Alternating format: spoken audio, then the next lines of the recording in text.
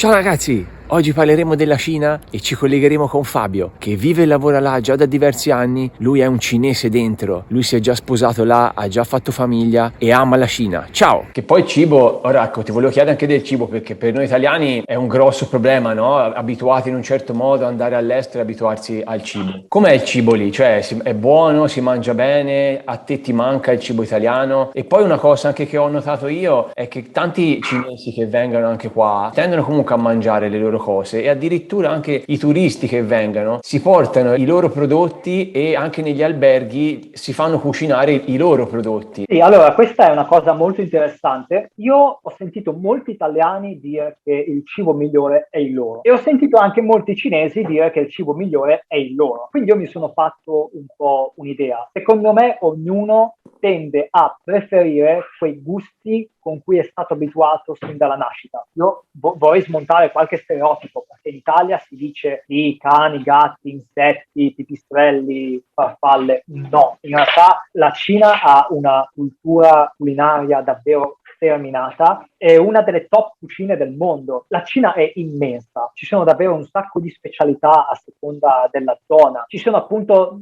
diverse cucine principali, come per esempio la cucina di Canton, la cucina per esempio di Sichuan, più piccante, la cucina di Shandong. Insomma, ci sono diversi tipi di cucine, ma poi ogni zona ha le sue prelibatezze. Io veramente consiglio anzitutto di venire qui a provare le varie specialità, ma se non potete, guardatevi qualche documentario su CCTV, per esempio, la TV cinese, dove fanno sempre questi documentari sulle specialità locali, perché il cibo cinese non è buono solo da mangiare, ma anche bello da vedere, perché è sempre molto ricco, molto speziato, molto colorato. Bene o male in Italia, se tu cucini a casa, puoi anche prendere una patata, bollirla, metterci del sale e mangiartela. Lesso, per esempio, no? Certo, Sale, sì. olio. In Cina assolutamente no, sarebbe una cosa, come posso dire, troppo povera. Devi tagliarla bene a filetti, devi appunto saltarla in padella, metterci sopra un bel po' di peperoncino e, tra parentesi, apro e chiudo una parentesi, il cibo cinese non è come quello che propinano nei ristoranti cinesi in Italia. Quello è cibo adattato ai gusti degli italiani. E, tra parentesi, ne approfitto anche per dire questo, il 99,99 dei ristoranti cinesi in Italia sono aperti da cinesi che vengono da Wenzhou, che è una città che si trova nel sud della Cina,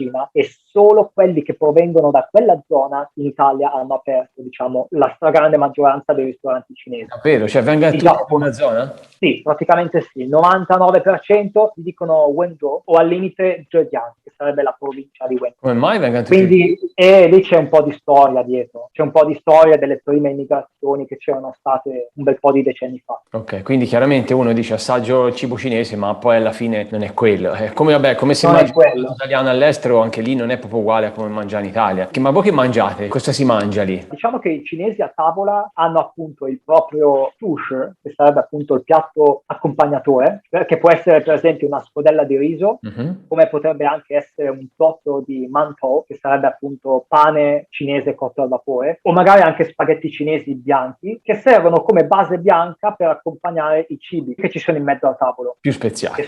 Esatto, che sono condivisi e sono molto speziati e possono comprendere appunto piatti di verdure, piatti di carni, piatti di pesce, piatti di carne e verdure insieme, o anche zuppe, poi ci sono anche piatti freddi, insomma si mangia un po' di tutto, ecco. Ecco, non ti manca il cibo italiano, stai benissimo. Ma io diciamo che sono un mangione, quindi non mi manca niente, quello che c'è io lo mangio, non mi faccio di questi problemi, ecco. C'è da dire che comunque ormai è da praticamente un decennio che mangio quasi sempre cinese, perché comunque in Italia, nella casa dei cinesi, mangiavamo solo cinese, fatto in casa, e qui in Cina ho sempre mangiato cinese perché non mi va di spendere di più per mangiare occidentale, sinceramente. Mi trovo in Cina, mangio come i locali, quindi diciamo che certi gusti ormai io li ho fatti diventare come di casa. Lo stesso piacere che provo quando magari mangio un'anatra laccata alla pechinese, o per esempio, che ne so, quei funghetti bianchi dell'Hot spot conditi nella salsa di sesamo, per esempio. Quando io assaggio certe pietanze cinese per cui vado matto, ho la stessa sensazione che magari avrebbe un italiano all'estero quando magari mangia una pizza fatta nel modo in cui si deve. Perché quando ti abitui veramente a una cucina, questi piatti poi entrano a far parte del tuo repertorio. Io per esempio adesso non so come potrei fare senza la colazione cinese. Io sono veramente innamorato della colazione cinese e sono sostenitore del fatto che la colazione cinese sia, diciamo, molto più sostanziosa, ma anche più buona rispetto alla colazione a cui ero abituato in Italia. Però spezzo una lancia a favore per la colazione italiana, io sono allergico all'uovo, quindi niente brioche, niente cornetto, niente biscotti. La colazione italiana è molto dolce, no? Ecco, invece qua in Cina ci sono tante cose da poter scegliere. Per esempio si possono mangiare i baozi, che a me piacciono tantissimo, che in pratica sono dei paninetti cotti al vapore con un ripieno. Questo ripieno può essere fatto per esempio di carne, per esempio carne di maiale condita con la salsa di soia, oppure anche di verdure. Poi ci sono per esempio gli zong,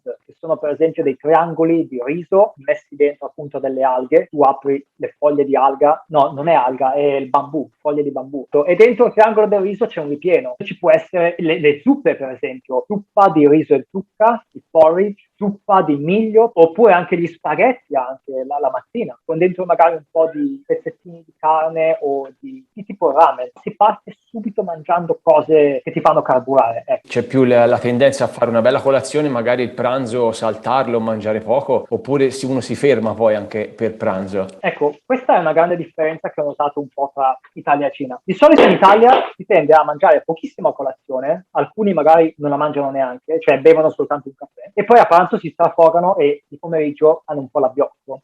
E forse questo è anche il motivo per cui poi dopo riposano un paio d'ore. Invece qui in Cina la colazione è molto abbondante, però poi a pranzo non ti strafoghi, ecco, mangi il giusto. E poi la cena dipende, ecco, puoi mangiare tanto se per esempio hai un'occasione, una cena di lavoro, queste cose, oppure anche lì ti mangi una cena contenuta. Tra parentesi, qui pranzo e cena si mangiano molto presto. Il pranzo si mangia alle 11 e la cena invece verso le 5-6. Bene, ora ti volevo chiedere, a livello di sicurezza, com'è la Cina? È un paese sicuro dove comunque puoi star tranquillo, puoi uscire la sera tranquillo, la tua casa è al sicuro o devi chiudere tutto come si fa qua in Italia che ti possono entrare in casa a rubare? Quindi ti volevo chiedere sicurezza e anche a livello di sanità com'è? Allora, la Cina è un paese molto, molto sicuro. Non so se sia per l'indole pacifica dei cinesi o per il sistema giudiziario che non perdona, o per entrambe le cose.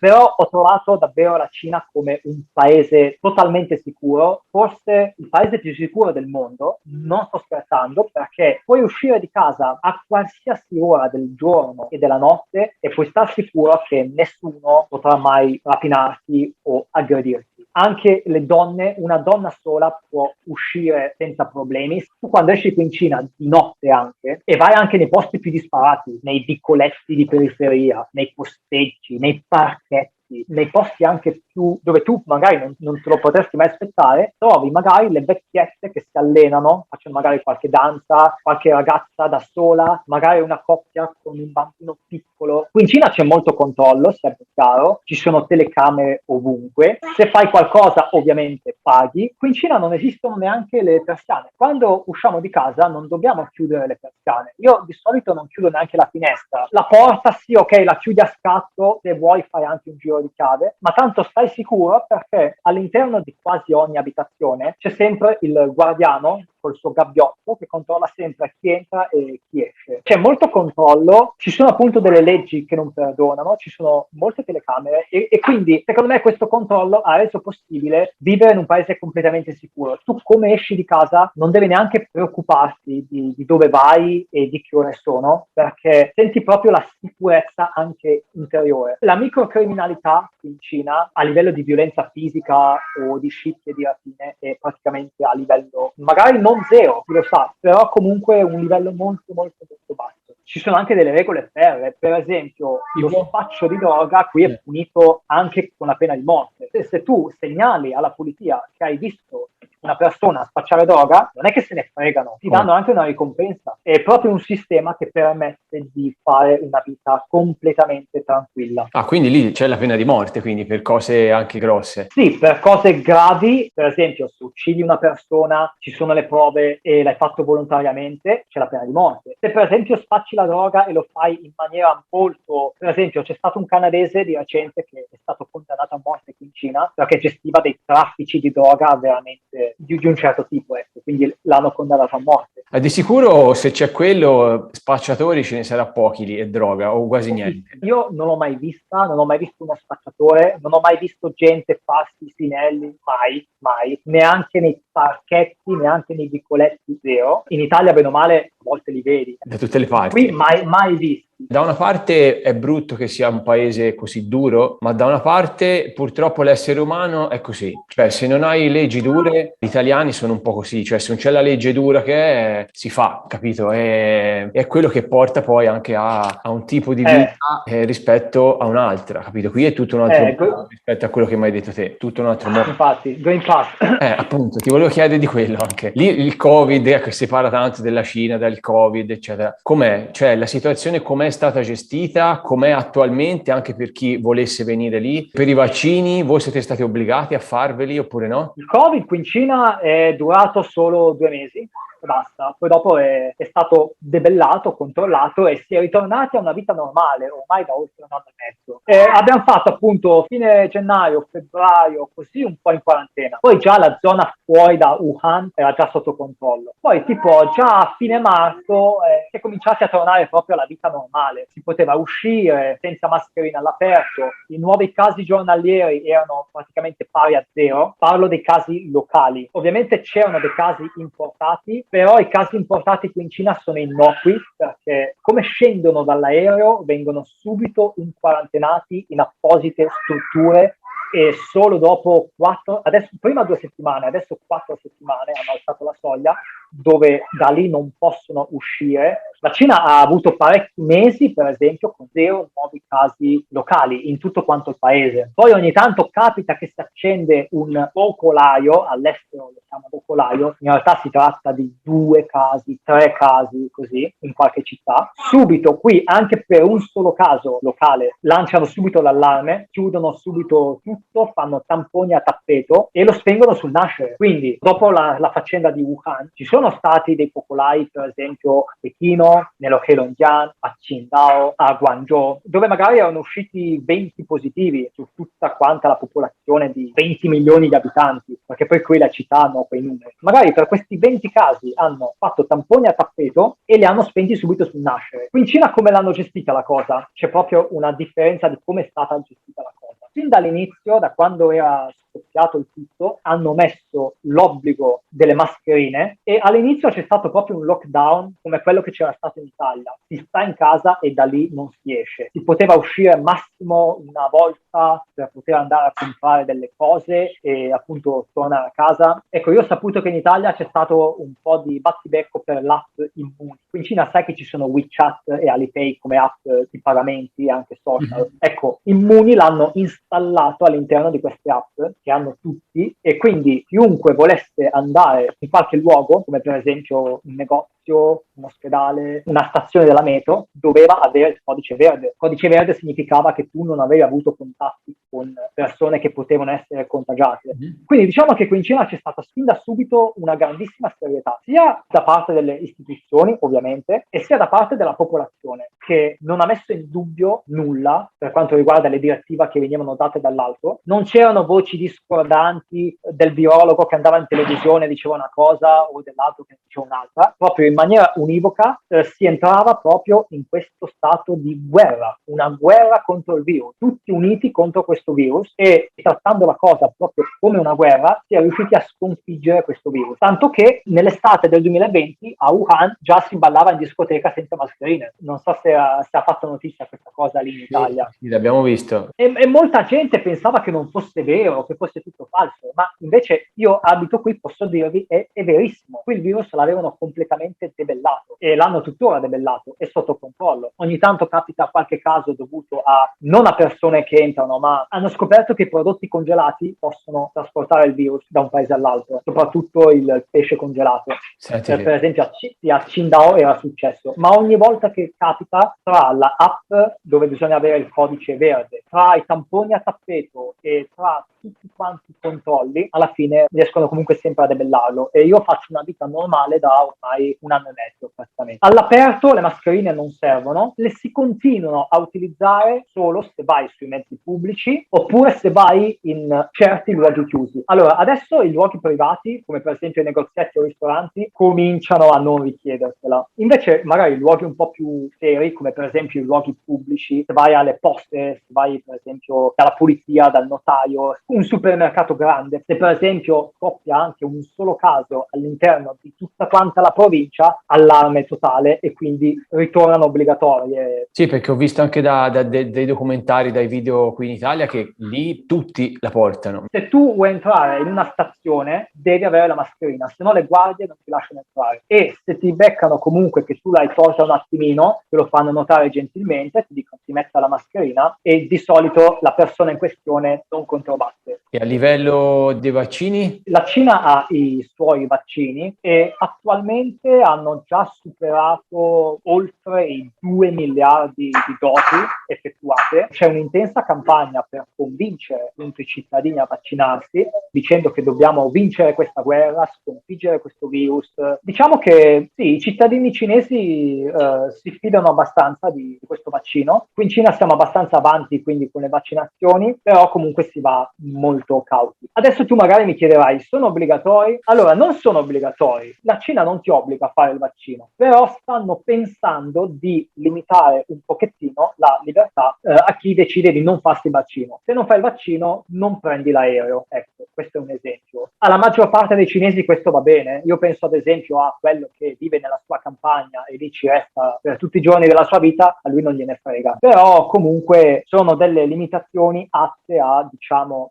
convincere che questo vaccino comunque è importante e bisogna farlo. Il vaccino è gratis per tutti i cittadini cinesi. E lì usano comunque il vaccino cinese? Sì, quello cinese di solito. Poi chi vuole magari si fa quello straniero, però sono pochi casi. Dal 28 marzo dell'anno scorso gli stranieri non possono più entrare qui in Cina, salvo rarissimi casi, per esempio di chi ha per esempio un visto diplomatico o di chi per esempio ricopre una posizione lavorativa molto importante, quindi può tornare qua. Tutti gli altri stranieri non possono in alcun modo tornare, anche se hanno un permesso di soggiorno valido, anche se hanno un visto valido, non possono tornare qua. Anche per esempio chi ha famiglia o chi ha lavoro qui, se non è un lavoro molto speciale, non può tornare. La mia università ha parecchi professori stranieri bloccati all'estero e non c'è modo di farli tornare qua. Devono per forza fare lezione online. I cinesi possono tornare, ma è un bel calvario anche per loro, perché la Cina ha ridotto di tantissimo il traffico aereo da e per la Cina. Adesso sono operativi solo l'1% dei voli che erano operativi prima del Covid, quindi mi sembra 200 voli a settimana per tutto il mondo. Per l'Italia ce n'è solo uno a settimana, e comunque anche per loro è difficile perché devono fare parecchi tamponi prima di tornare qua. Il biglietto aereo, come potete immaginare, ha un prezzo decuplicato, quindi lo paghi come un'ala dell'aereo. Una volta qua poi bisogna farsi la quarantena di 28 giorni a proprie spese in apposite strutture che sono dei maxi hotel, quindi hanno anche un certo costo. Quindi ottenere tutti quanti i permessi anche per loro non è molto facile. Già trovare il volo è abbastanza complicato. Io conosco molti cinesi in Italia, anche loro poverini, che sono rimasti bloccati lì. Pur essendo cinesi, anche loro fanno fatica a tornare qua. Sì, che poi io conosco dei cinesi che nel periodo poco dopo il Covid sono proprio, diciamo, spariti, andati via da qua e sono venuti là in Cina per fare, penso, il vaccino. Non so perché. Ma perché il vaccino cinese consente di avere qualche agevolazione a chi intende tornare qui in Cina. Comunque sì, ho sentito anch'io di molti cinesi che soprattutto durante il Covid hanno preso e sono tornati qui in Cina. Billy, Maci! Ciao ragazzi, non dimenticatevi di iscrivervi al canale e di mettere un bel like se vi è piaciuto questo video e poi commentate. Fatemi sapere e se avete qualcosa da chiedere io vi risponderò e cercherò di aiutarvi. Ciao! Senti, ti volevo chiedere, lì com'è a livello di libertà? Perché in Italia, ecco, si sente dire che comunque essendo un paese di regime non c'è tanta libertà, ci sono delle limitazioni, c'è diciamo questo grande Stato che comunque controlla un po' tutto, ma è vera sta cosa oppure no? Perché poi anche per dire durante il Covid hanno fatto vedere tanti documentari dove per dire c'erano delle persone che avevano detto certe cose cinesi e che poi così dal nulla erano sparite. Voi sapete che sono successe queste cose oppure non ne parlano lì? Allora, parto un po' dall'inizio perché è un discorso un po' complesso. Allora, libertà. Libertà, anche questo secondo me è un concetto abbastanza soggettivo, perché che cos'è a tutti gli effetti la libertà? Io ho come l'impressione, poi questa è la mia impressione personale, però soprattutto le giovani generazioni in Italia, ma in Occidente in generale, stanno utilizzando la parola libertà così, un po' come libertà uguale, posso fare tutto quel cavolo che voglio. In realtà non dovrebbe essere così, perché comunque, a parer mio, la libertà dell'individuo deve terminare laddove c'è l'interesse della comunità. Da un punto di vista sociale, l'Italia, come anche l'Occidente in generale, è diciamo un paese individualista,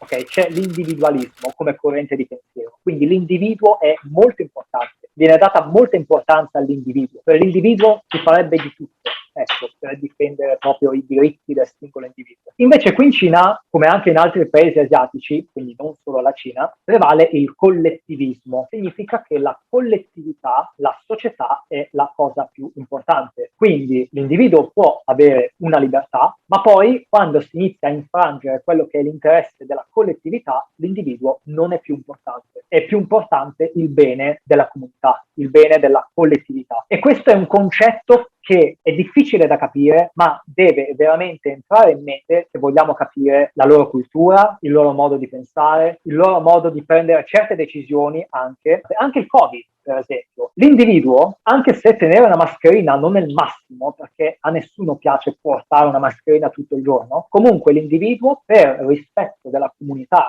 per rispetto di chi gli sta accanto, non può permettersi di togliere la mascherina e scatarrare come vuole. Okay? Quindi in questo senso viene limitata la libertà a favore della comunità. C'è molto controllo, ci sono leggi molto ferree, però in cambio la comunità può godere di ordine, sicurezza, organizzazione, cose che funzionano. Ok, magari c'è un po' meno di libertà, negli Stati Uniti posso possedere un'arma in casa, ho questa libertà. Qui in Cina non ho questa libertà. Assolutamente, però in compenso non ci sono sparatorie per strada come invece succede in America. E poi comunque bisogna anche analizzare che cos'è libertà per un individuo. Io per esempio qui mi sento libero di uscire di casa a qualsiasi ora del giorno o della notte e di essere sicuro di non essere aggredito. Questo per me è un tipo di libertà. Io per esempio qui ho anche una certa libertà finanziaria, perché comunque ho la libertà di aver potuto trovare un bel lavoro e con un costo della vita abbastanza basso avere anche la libertà di fare certe cose che in Italia non potrei fare, che non avrei la libertà finanziaria di fare. Dal punto di vista fiscale ti viene lasciata un bel po' di libertà, anche lì, perché ho spiegato che sono molto ma molto buone le tasse in Cina. Ti vengono offerti un sacco di servizi, quindi hai anche lì un sacco di libertà, un sacco di scelta. La libertà secondo me è relativa. Certo,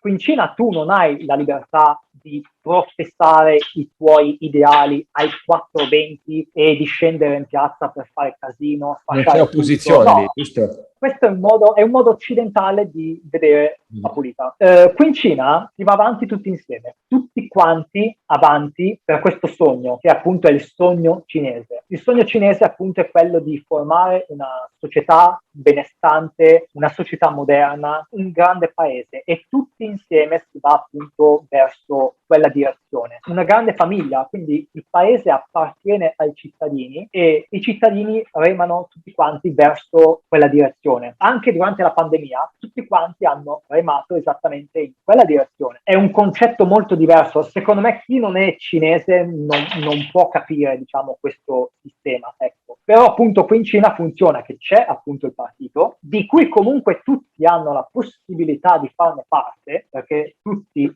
se appunto dimostrano di meritarselo possono registrarsi e quindi ricevere delle cariche, come per esempio gestore di questa banca piuttosto che sindaco di questa città, fino a salire poi ai vertici. Per esempio, i miei compagni dell'università, essendo che si sono laureati, hanno il diritto, per esempio, di registrarsi al partito. Okay. Anche i miei colleghi qui all'università, i colleghi cinesi, essendo che insegnano all'università, anche loro sono appunto registrati. Quindi è una cosa che riguarda tutti. Mia moglie, per esempio, non è registrata perché ha la licenza media, non ha dimostrato di avere particolari meriti, non è una grande imprenditrice, insomma è una persona comune, vabbè, ok. E poi all'interno del partito, comunque, ognuno ricopre i propri ruoli, all'interno del partito comunque vengono fatte delle votazioni, vengono prese delle decisioni insieme e, per esempio, anche il presidente cinese non è che è libero di fare tutto quello che vuole, ne deve discutere all'interno dell'assemblea. Comunque, qui in Cina, diciamo che parlare di politica è un po' come parlare di religione, è un argomento un po' tabù, nel senso che in Italia spesso nei bar si parla di calcio e si parla di religione e c'è sempre questa faziosità. Ah, noi siamo quelli verdi, quindi siamo più giusti. Ah, noi siamo quelli rossi, voi siete cattivi. Gli uni contro gli altri, litigano. Ecco, invece qui in Cina no. Anzitutto non se ne parla, perché comunque nessuno ti paga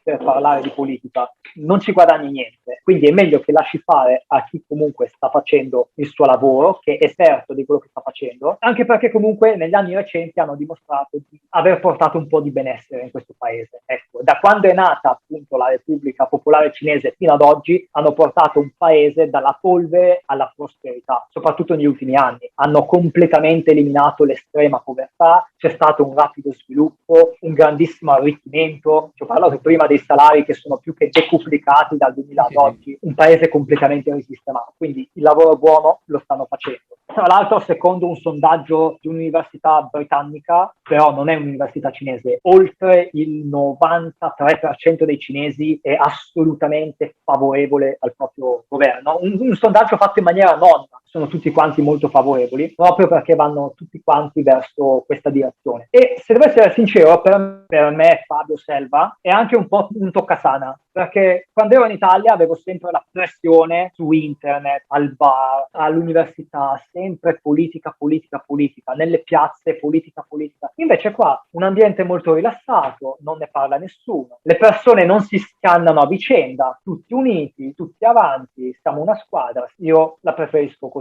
Poi ad alcuni può anche non piacere, molte cose che circolano lì in Occidente riguardo alla Cina molto spesso sono distorte, molte cose magari non vengono dette. Io che ho avuto modo di vivere qui in Cina per diversi anni, ho avuto modo di confutarne alcune. Quindi non sto dicendo che qui sia il paradiso, non sto dicendo che la Cina sia santa, ma sto dicendo che molto spesso i media lì in Italia la dipingono un po' come un mostro, forse anche per fini di politica internazionale, però veramente ne avrei una per ogni cosa che circola lì in Occidente. Ecco. Quando ho comprato la casa qui in Cina, una casa appunto vecchia, in centro a Jinan, avevo spiegato del fatto che chi riceve un esproprio riceve un grandissimo premio da parte del governo, perché ti danno il doppio del valore della casa in cash e poi forse anche una casa nuova nel grattacielo nuovo che costruiscono al posto di casa tua. Quindi ricevere un esproprio qui in Cina è una figata. Tutti i cinesi che conosco vedono l'ora di ricevere un esproprio, sono lì pronti con lo champagne, persino i miei suoceri sperano di ricevere un esproprio, eppure io.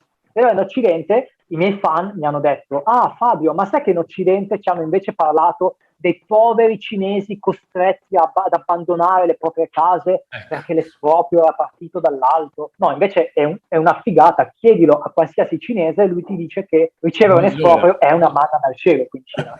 Oppure quando per esempio ho fatto anche un video su questa cosa, allora durante il Covid sono uscite un sacco di bufale sulla Cina, ma un sacco, c'è stato proprio un picco di bufale, tra cui una sui medicinali cinesi anti-Covid sequestrati in Italia, e questo l'avevano scritto parecchi giornali italiani. Io ci ho fatto un video su YouTube, adesso non vi spiego tutta quanta la roba, sennò viene un video lunghissimo, andatevi a vedere il mio video e vedete appunto che castronata avevano detto questi giornali. La giornalista arrestata in Cina perché ha rivelato punti segreti del Covid. Io ti racconto questa per dirti le cose come stanno. Anzitutto non si tratta di una giornalista. In inglese scrivono che era una citizen journalist, e poi che cosa voglia dire citizen journalist non lo so. Comunque lo confermo al 100%, questa ragazzina qui non era una giornalista, non aveva una laurea in giornalismo, non aveva appunto nessuna autorizzazione per fare giornalismo e non era stata inviata da nessun ente giornalistico autorizzato. Era semplicemente una blogger. Non l'hanno arrestata perché ha rivelato le verità. No, quello che non hanno detto in Occidente e di cui comunque potete trovare i video online, se appunto li cercate, lei era andata in una zona chiusa dal lockdown in cui era vietato entrare, era andata lì a far casino nel posto di blocco, a importunare le persone che stavano lavorando anche in questo posto di blocco, col cellulare, filmandosi col cellulare. Questo era il suo modo di fare giornalismo, perché era una blogger. Si è messa anche a fare la voce grossa di fronte ai militari, cioè cosa che se la fa in America secondo me ti sparano anche. Lei ha infranto il posto di blocco, è entrata in una zona in cui non era consentito entrare durante il lockdown, che qui in Cina è una cosa molto seria. Si era messa anche a entrare in un ospedale, a fare dei video ai pazienti, anche quelli moribondi, a caricare tutto quanto online, proprio ledendo la privacy, senza mettere neanche la censura ai volti. Ha infranto un bel po' di regole e per questi motivi è stata arrestata. Ma io penso che l'avrebbero arrestata anche in America e forse anche in qualche altro stato del mondo. Ecco, però queste cose che ha fatto, questi video dove possono essere viste queste cose, non circolano in Occidente. Certo, poi Però insomma, veramente ci abiti là, ecco, le sai queste sì, cose, sì, no? sì, molte cose lì vengono sempre modificate. Ecco, tu prima mi hai chiesto anche di parlare dell'ambiente. Quando si parla di ambiente in Cina, spesso si dice la Cina inquina, inquina, inquina. È vero, le emissioni cinesi sono il 22% di tutte le emissioni mondiali, però 1,5 miliardi di cinesi inquinano il 20%, quindi il 20% della popolazione mondiale inquina il 22%, ma gli americani a livello pro capite inquinano molto di più dei cinesi, perché 300 milioni di americani inquinano l'11% del totale delle emissioni, quindi il 3% della popolazione inquina l'11%, quindi 300 milioni di americani inquinano come 700 cinesi, questo però non lo dicono, per esempio. E poi anche le cose buone che ha fatto la Cina, per esempio la Cina ha piantato molti alberi di recente, ha piantato una foresta che è grande più di tutto quanto il Belgio, poi la Cina ha anche bonificato l'intero deserto, l'ha bonificato. Poi la Cina è anche uno dei primi paesi, anzi il primo paese ad investire nel rinnovabile, nelle energie rinnovabili, nel solare ma non solo. A livello di soldi investe più di America, Africa, Medio Oriente e India messi insieme. Queste cose non si sanno. Non si sanno, non si dicono. Quando si parla di Cina e di inquinamento si resta con la testa di 20 anni fa, no? La Cina è inquinata. Per carità, allora, se vieni qui in Cina vivi in una metropoli di 20-30 milioni di abitanti, è logico che non respiri aria pura, ci mancherebbe. Però comunque negli anni sono stati fatti tanti passi in avanti, si sono convertiti all'elettrico. Molte città hanno convertito autobus e taxi tutti quanti all'elettrico. La città di Shenzhen e tutti i taxi sono elettrici, tutti. Sono state chiuse le fabbriche inquinanti, è stata introdotta la raccolta differenziata, è stata fatta molta pubblicità progresso a favore dell'ambiente. Tra poco elimineranno anche l'utilizzo della plastica, tra poco, non ancora, però quasi, lo stanno implementando. E in effetti da quando sono venuto qui sto notando che il cielo, specialmente d'inverno, è sempre più azzurro e difatti sulla carta molti obiettivi sul clima sono stati raggiunti con parecchi anni di anticipo. E giusto per farti capire quanto la Cina ci tiene al discorso ambientale, nel nuovo piano quinquennale, che è una cosa importantissima qui in Cina, uno dei pilastri è appunto dedicato all'ambiente. Per carità, la Cina è ancora un paese abbastanza inquinante, però veramente stanno facendo dei passi in avanti e io penso che da qui a 10 anni la situazione cambierà completamente.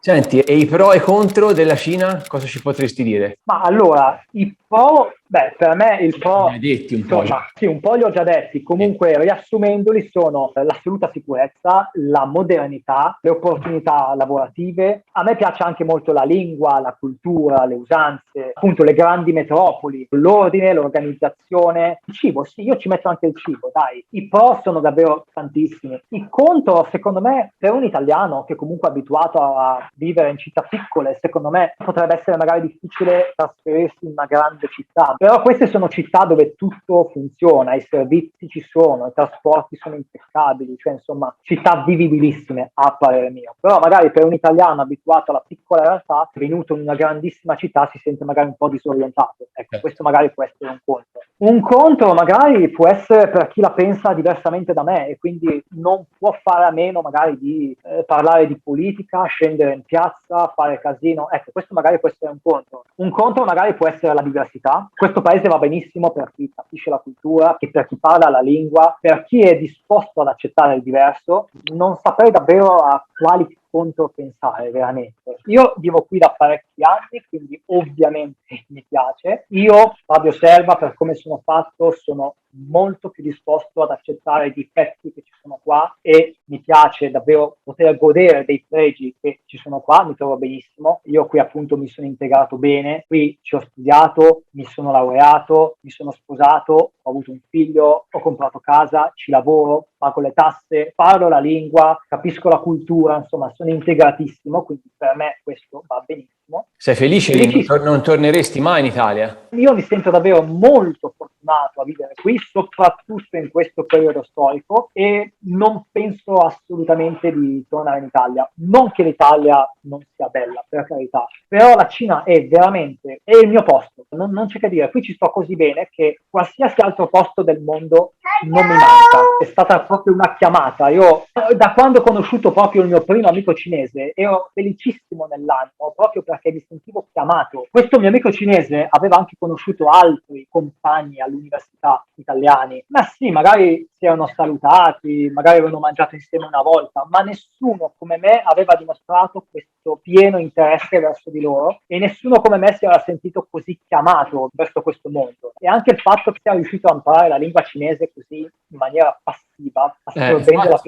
infatti. ha proprio dimostrato che io ho a che fare proprio con questo paese, quindi Sì. sono venuto qua e vivo proprio con la pace nell'animo. Ma ti manca qualcosa dell'Italia? Ti manca o non ti manca dell'Italia? Ma sinceramente io qui ho tutto quello che mi serve e io sono una persona che si gode quello che ha. Io non penso mai a quello che non ho. Per essere felice mi piace godere di quello che ho. Essere grato di quello che hai, giusto? Essere grato di quello che ho. E quindi anche per il fatto che comunque la Cina per me è grandissima, questo mi aiuta a non farmi mancare niente dall'Italia piuttosto che da qualsiasi altra parte. Per finire, ti volevo chiedere che consiglio daresti agli italiani che, anche se ora comunque i confini sono chiusi, però agli italiani che pensano di trasferirsi in Cina e magari ci fanno un pensiero. Allora, il consiglio che do io è quello di partire preparati, nel senso che la Cina non è il paese dove tu vai così partendo all'avventura, ci vado oggi e domani comincio a lavorare. Come ho già spiegato prima, non è il paese dove è possibile fare questo. Servono anni di preparazione, bisogna appunto magari imparare un po' la lingua, partire già con una professione in mano, una professione vendibile in Cina, di essere molto preparati. Ovviamente la lingua può aiutare, ovviamente conoscere la cultura, appunto, anche quello può aiutare. Comunque di venire qua sapendo che la Cina non è un paese europeo, non è come un paese occidentale, ma che è un paese completamente diverso, quindi assolutamente serve molta preparazione. Questo è il consiglio che posso dare. Ci vuole anche molta apertura mentale a venire lì, perché insomma è un moltissima. Altrimenti va a finire che come alcuni expat che sono venuti qui solo per soldi, perché magari sono stati mandati qui dalla propria multinazionale, sono ricchissimi, hanno uno stipendio bellissimo, fanno una vita agiata eppure sono tristi perché passano la giornata a lamentarsi di come questo non vada bene, di come non capiscono. Isolano. Ecco, io ho pena per queste persone perché anche se hanno tantissimi soldi, comunque non fanno una vita che li rende felici, secondo me. Non parlano cinese, non sono ambientati, non gli interessa neanche più di tanto il paese in cui abitano. Non fate lo stesso errore di venire qui solo per soldi, perché alla lunga, secondo me, non conviene. E comunque la cosa molto importante per i giovani soprattutto è di prepararsi, perché comunque una volta venuti qui c'è una grandissima competizione, perché i cinesi non solo sono tanti, ma sono anche molto svegli, molto capaci nell'imparare, sono molto veloci e quindi bisogna reggere appunto a questa concorrenza e bisogna essere sempre sul pezzo. Non pensate di prendere delle scorciatoie, per esempio, sì, io lavoro comunque con un visto non lavorativo, lavorando in nero. Non fatelo perché si fanno un masso così. Non pensate anche di sposarvi per vivere qua, perché l'ho già detto in un video, chi si sposa con un cittadino cinese può avere diritto a un visto di ricongiungimento familiare, ma con questo visto non puoi lavorare comunque, potete solo abitare qua, non potete lavorare. Per lavorare dovete appunto essere dei foreign expert, oppure se avete una reddita dall'estero, perché per esempio lavorate in smart working, oppure siete degli imprenditori, beh ok, allora va bene anche quello. Poi chiaramente ci sarebbero tantissime domande, anche perché in un paese così diverso sia le curiosità che le domande che uno vorrebbe sapere sarebbero tante, però io ecco vi suggerisco di, come dicevo prima, di seguire Fabio, ora poi lascerò anche tutti i suoi contatti sia di YouTube, sia se ha altri contatti comunque social, in modo che ecco potete chiedere direttamente a lui. Fra l'altro, come dicevo anche prima, fa tanti video molto interessanti sui vari argomenti che io ora non li dico tutti, ma insomma uno che vive là da tanto tempo così spiega benissimo. Io ne ho visto qualcuno e sono veramente fatti molto bene, quindi ecco, se volete sapere più sulla Cina seguite Fabio e domandate direttamente a lui. Poi sul mio canale io non tratto mai di argomenti politici, considerazioni politiche, queste non le tratto. Io sul mio canale tratto solo aspetti pratici di vita quotidiana in Cina. Quindi venite sul mio canale solo se volete vedere aspetti pratici di vita in Cina. Non venite per discussioni politiche. Alcune domande che ti ho fatto, ecco, sono solo per curiosità. È stato un piacere anche per me chiarire certe cosette comunque. Certo. Ecco, è sempre meglio sentire entrambe le campane, tutte quante le cose. Io Fabio, senti, ti ringrazio tanto per la tua disponibilità, per essere stato il mio ospite Italian Globetrotter e mi ha fatto tantissimo piacere conoscerti e aver trovato insomma un conoscente anche in Cina. Auguro buona vita e tutto il meglio a te, insomma alla tua famiglia, a tuo figlio, a tua moglie. Grazie. Ti mando un grosso abbraccio. Mi faccio salutare quasi quasi? Sì, dai, facciamo un saluto. Vai. Poi ci fai anche un saluto in cinese, così magari. Ah, sì, ok, va bene. Ok, bene, ecco. Perfetto. Questa è Ciao, mia moglie piacere, e mio figlio, nostro figlio. Ciao. Bello. Ciao. Come si chiama tuo figlio e tua moglie? Allora, mia moglie si chiama Wei Xue, mio figlio ha preso il cognome da mia moglie, si chiama Wei Lian, il nome internazionale è William. Un abbraccio allora a tutta la famiglia e un salutone. Va bene, ok, grazie. Ciao, buona vita a tutti. Grazie. Ciao. Arrivederci. Arrivederci. Ciao. Ciao.